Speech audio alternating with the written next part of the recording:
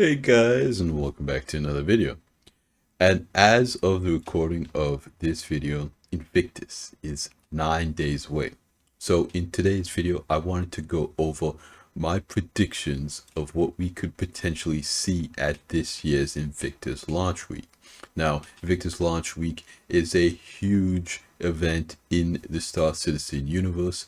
This is traditionally when all of the star systems in the Empire honor the men and women protecting essentially the Empire from the Van Duel, Xenothreat, and pirates and the like. The military ships in the game is a big part of the game, so it is also a huge sale for CIG and an opportunity for members of the community to get their hands on ships that aren't available year round.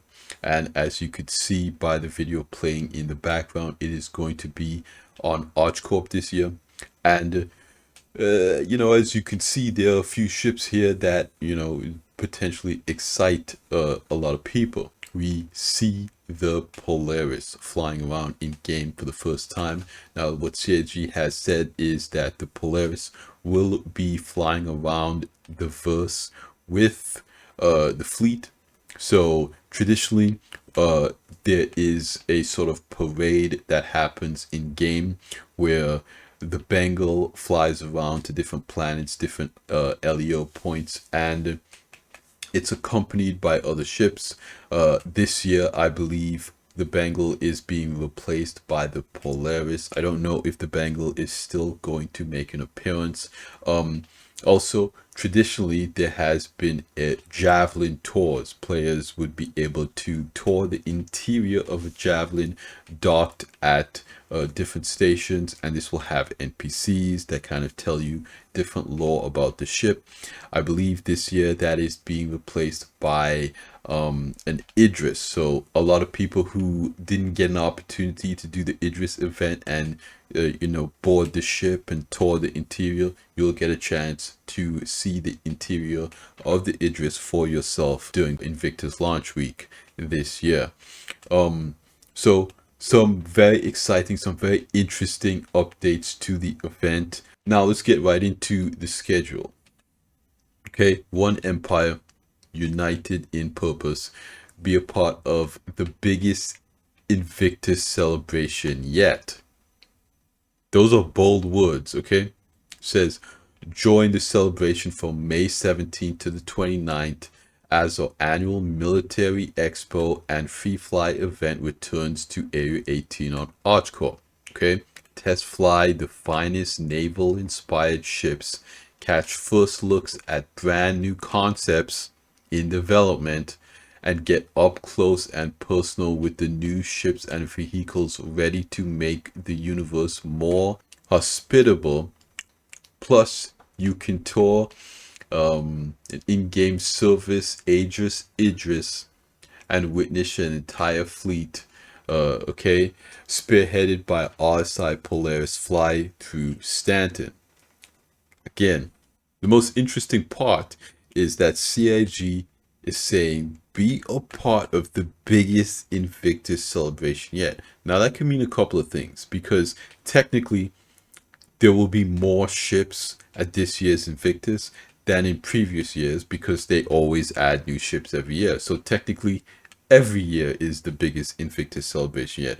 Or it could mean that there will be more ships on sale than in previous years, or a concept straight to flyable, whatever have you. So let's go down here and look at the schedule. So we have on the first 2 days, 17th and 18th, we have RSI, Origin, Consolidated Outland, and Argo. Now RSI is doing big things. Honestly, they have a lot of things, a lot of ships to offer. So elephant in the room right off the bat, I do not think that the Polaris will be straight to flyable. Okay, I personally think that the Polaris will only be doing the flyby. And of course, it will be on sale. You'll be able to buy it. Um, I do think that they haven't really mentioned it in monthly reports. So there is a potential, again, there is the potential that it is going to be put in players' hands, but I think that's very slim. Okay. So if I was a betting man, I would say that the Polaris will still be in concept. It will not be straight to flyable. Now, if it is, that really would make it the biggest Invictus celebration yet, because the Polaris is a highly anticipated ship. That means a huge shift in the way, you know, larger orgs do combat in this game moving forward, and what players will be able to test in multi-crew gameplay. But again, I do not think the Polaris will be in our hands at Invictus. Next major ship that is going to be big on this day for RSI is, of course, the Zeus. Okay. Now, if I was a betting man, again, I would say there's a 75 to 90% chance that we will see the Zeus flyable and in players' hands. Okay. CIG has essentially said that, they've gone through different passes of the Zeus, and we did see the interior pilot seat of the Zeus.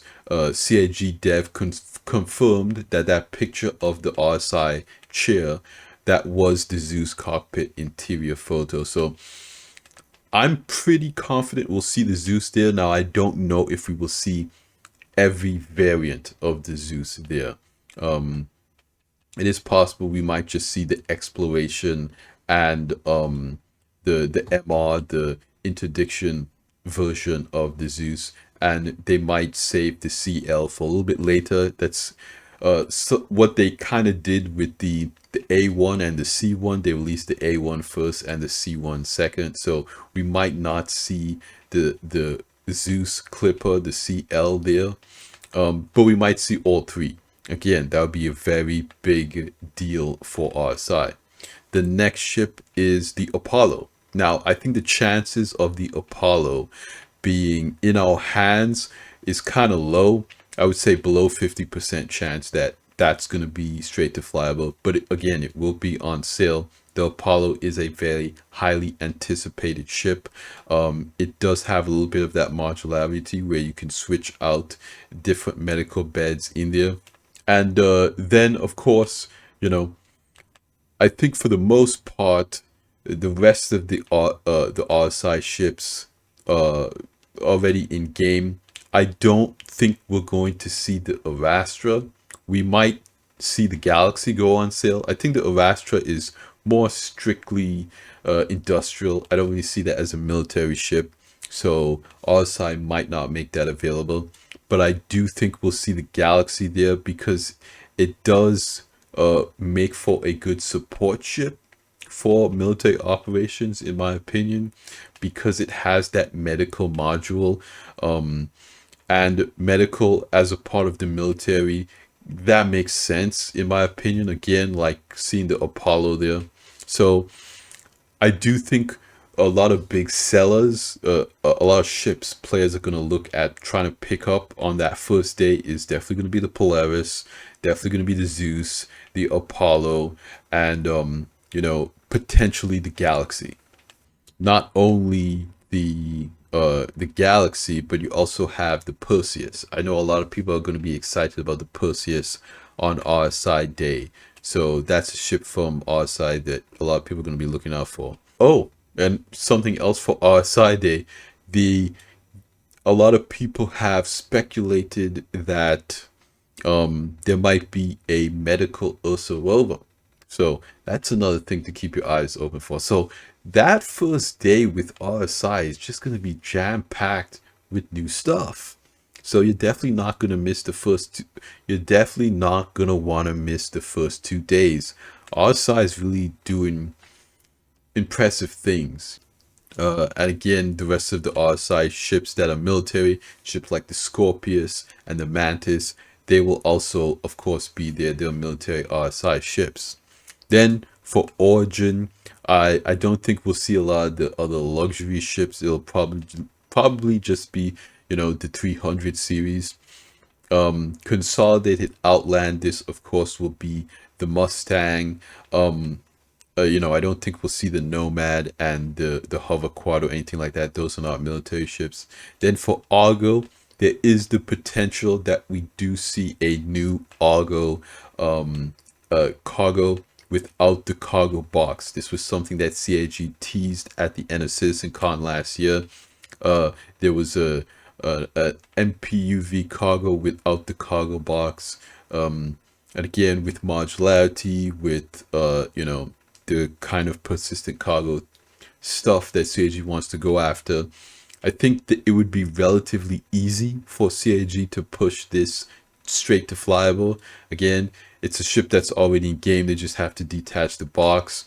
Not a high likelihood, but it is possible to see that new ship here.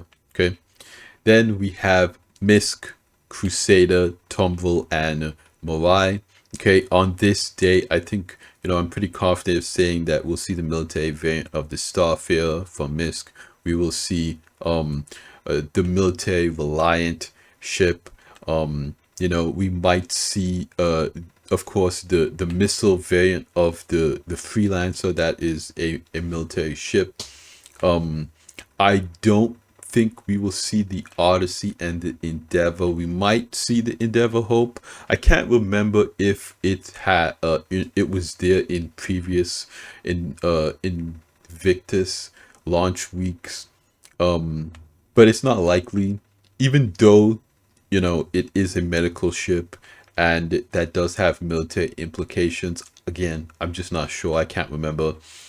Then for Crusader, they have a lot of military platforms. We're going to see the M2. Okay, we're going to see the A2. We're going to see the A1. We are also, more than likely going to see the Ares ships, the Starfighter, Ion, and Inferno. Crusader's doing, really interesting things. I think they have a pretty good lineup. We'll see a lot of those ships there. Then we have Tumble, of course. We can see the Nova tank, the Tonk. We are going to see the AA platform, that Tumble Storm. And, of course, we are going to see, we might see a variant of the Ranger, the military variant of the Ranger. And then, of course, we'll see the military Cyclones there. The Cyclone that we won't see is the Racing Cyclone. And then for Morai, this is going to be very interesting because Morai has those snubs. We won't see the racing variant, but we will see the Fury and the Fury, the missile variant of the Fury. Now, there's also a possibility that we might see a Morai heavy fighter. This was another ship that was potentially, teased. There was some leaked images going around, but CIG teased the silhouette of this ship at the end of CitizenCon last year as well. A lot of people are very excited for the potential of a heavy fighter by Morai. It is possible we'll also see that the Morai Pulse. It has a racing variant and a standard combat variant with that laser Gatling gun. It's a pretty cool gun. It's a very nice little bike. It makes sense for CIG to sell it. More than likely, it will go on sale when 323 goes live, and it will still be on sale during Invictus. So I'm not entirely sure how that's going to work, but I think it's kind of a safe bet to assume that it's going to be there. Okay. And then for Aegis, okay, this is going to be very interesting. Of course, we will have limited ship sales for those larger capital ships like the Javelin and the Idris. They get sold in waves, so you have to be, quick with your mouse clicking button to get a chance at picking one of those up. I know that now that CIG has said that those ships will get added in with Squadron 42, a lot of people are thinking that those ships are closer than they may be. Again, we have the Idris in-game flying around by NPCs. You know, it has an interior now. There are a couple of rooms missing, but we will be able to tour it at Invictus. And there has been a lot of footage floating around the internet of, you know, people stealing the javelin. There have been NPC javelins flying around in 323 PTU, and the players have been capturing them and flying them and fighting, kind of like what was happening with the Idris before it got its full interior. But of course, the javelin has a little bit more of an interior than the Idris did back then, because the javelin interior tour was previously available. So, you know, people have been opening up the hangar doors and firing the weapons, and you know, it's just been really cool looking at some of that footage. Of course, now Aegis is a pretty interesting brand. They have a lot of military ships. Again, you have a lot of ships that are already in game. I think that the one ship, I'm not sure if it's Aegis or Anvil, but it's called the Legionnaire. It has the ability to attach to a capital ship and do boarding content. But I think that that's going to be held up by hacking gameplay. I think CIG said that it will not be straight to flyable, because the looking at, you know, making that boarding tech you know, a little bit more polished. They want to do some more stuff with that. So I do not think that the Legionnaire you know, will be straight to flyable. But you know, there are a lot of great Aegis military ships up there. Okay, Aegis, you know, they've got the Nautilus and you know, some more stuff like that. Interesting ships.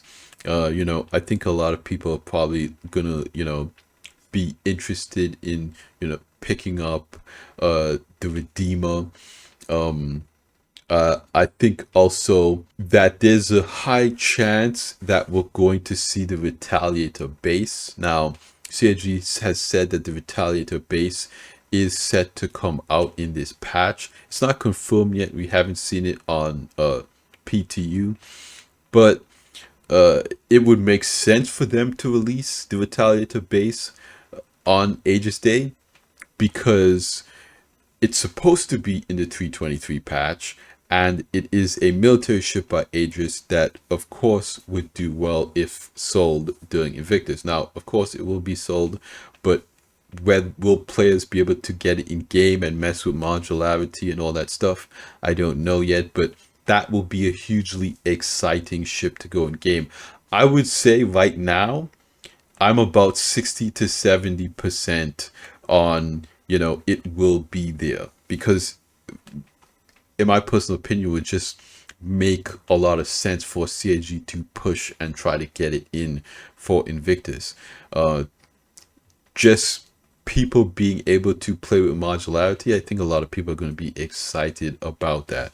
Okay, it's still very cheap. I don't know. I think more than likely there will be a price hike of the base, because now it's modular, and more than likely CIG will sell the module separately. So I don't know if you will still be able to buy the missile variant as a separate ship, or if they'll sell the base and you have to buy the two modules, or if you